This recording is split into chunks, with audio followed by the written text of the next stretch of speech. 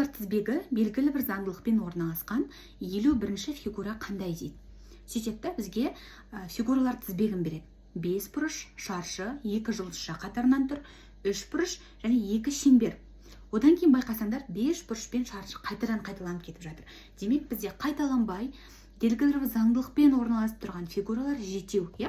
Мынау 5 бұрыштан бастап шеңберге дейін санайсыңдар, бізде 7 фигура болып тұр. Демек 51-ді 7-ге бөлеміз.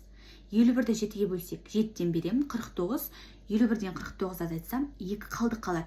Демек мен осы фигуралар заңдылығымен 7 рет жүреді де, 7 рет санаймыз да, 8, 9 деп келесісінде не болады? Екінші фигура саналады. Екінші фигура бізде не екен? 2 қалдық қалама, демек екінші фигура деп есептейміз. Екінші фигура бізде шаршы, біз шаршыны қабылдайды екенбіз. Шаршыны белгілеймін. Келесіге өтем. Келесі есеп осыған ұқсас, фигуралар. Белгілі заңдылықпен орналасқан 95-ші фигура қандай дейді. Бұл жерде қарай, қай фигураға дейін бізде қайталанып тұр? Шеңберден басталып тұр да, келесі шеңбер, одан кейінгі сонда 1, 2, 3, 4, 5, 6, 7. Бұл жерде жетеу қайталанып тұр. 7 заңдылықпен келіп тұр, 8, 9, 10-шісі уже қайталанып кетіп жатыр. Демек 95-ті тоже 7-ге бөлеміз. 95-ті біз 7-ге бөлсек 1-ден береміз. 7, 2, 25 қалады. 25-тің ішінде 7 бізде неше рет кездеседі екен? 4-тен берсек аз кетеді. 3-тен берем 21, 4 қалдық қалды. Демек 13 рет жүреді, 4-ші фигураны санайым. 1-ші, 2-ші, 3-ші, 4-ші. 4-ші фигура бізде жұлдыз. Жұлдызды белгілеймін, келесіне өтем.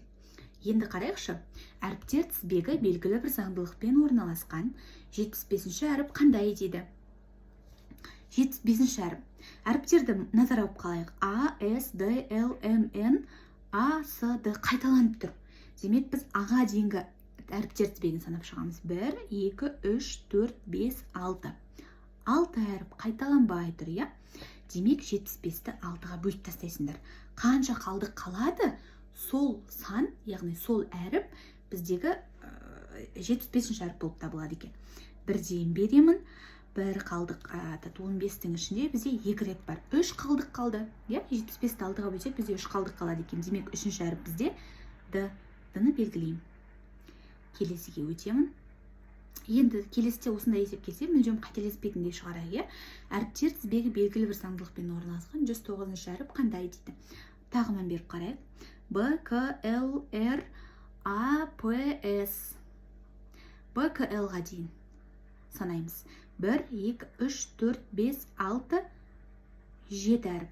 Демек 109-ды тағы да 7-ге бөлеміз де, қай әріп екенін табамыз. Бұл сұрақ сіздерге болар.